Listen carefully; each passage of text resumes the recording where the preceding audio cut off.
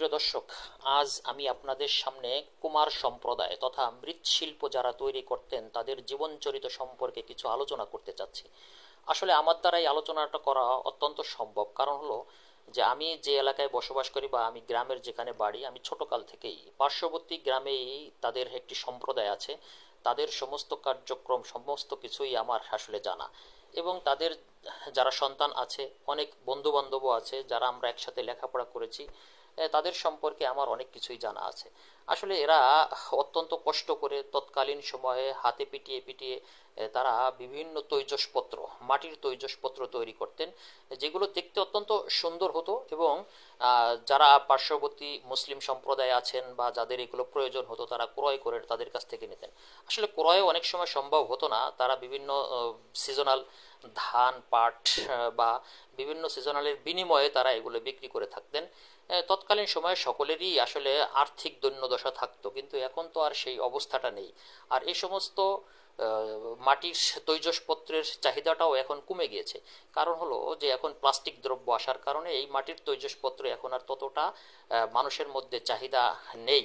কারণ এখন এবং তাদের যে ছেলে ছেলে সন্তান সন্তান সন্ততি যারা আছেন তারাও কিন্তু আসলে এই পেশা থেকে দূরে সরে যাচ্ছেন। তারা বিভিন্ন সময়, যেমন আমার বন্ধু বান্ধব যারা ছিলেন তারাও অনেকেই এখন আর এই পেশায় নেই, তারা বিভিন্ন বিদেশে গেছেন, কেউ কেউ চাকরি বাকরি করছেন। তারা বিভিন্ন পেশায় চলে যাচ্ছেন এখন। আসলে শখের বশে কিছু কিছু পেশা তারা এখনো ধরে রাখছে, যেগুলো আসলে আমরা এই প্রয়োজন মেটানোর জন্য নয়, বরং এটা হলো মানুষ এখন শোপিসের জন্য রঙিন করে নকশা করে তৈরি করে থাকেন। এখন আর আগের মতো প্রয়োজন হিসেবেই তৈরি করতে হতো এমনটি আর কিন্তু এদের মধ্যে আর দেখা যাচ্ছে না। সেই সময়ের কালে তারা মানুষ, তাদের আর্থিক দৈন্যদশাও ছিল, মানুষের প্রয়োজনও ছিল, যার কারণে এগুলো তৈরি করতেন। আসলে দেখতে পাচ্ছেন কত সুন্দরভাবে তারা এই মৃৎশিল্প যেগুলো দিয়ে তৈরি করতেন, এগুলোর আসলে নামও বিভিন্ন সময় বৈচিত্র্যময় নাম ছিল। যেমন আমাদের এলাকায় প্রয়োজনীয় যে সমস্ত জিনিস, যেমন আমরা মাটির কলসকে ঘড়া বলতাম, সেই ঘড়া তৈরি করত। তারপরে ডেক তোলো, মুড়ি মুড়ি থোয়ার ডেক ছিল, ধান পাট থোয়ার ডেক ছিল। তারপরে মানে চিতল পিঠা তৈরি করার জন্য যেটাকে খাস বলা বা ছাস বলা হতো সেটা ছিল। তারপরে মাছ ধরার জন্য একটি, মাছ ধরার জন্য না ঠিক মাছ রাখার জন্য একটি জিনিস ছিল, যেটাকে আমরা আমার স্থানীয় ভাষায় আমরা কুপনা বলে থাকতাম।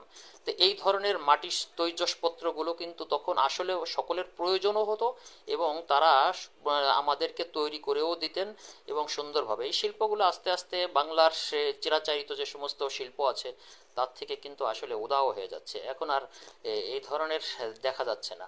এই মাটির ধান পাট, ধান রাখার জন্য যে সমস্ত জিনিসগুলো ছিল সেগুলো কিন্তু এখন আস্তে আস্তে আর মানুষ ধান রাখেও না, গায়েব হয়ে যাচ্ছে।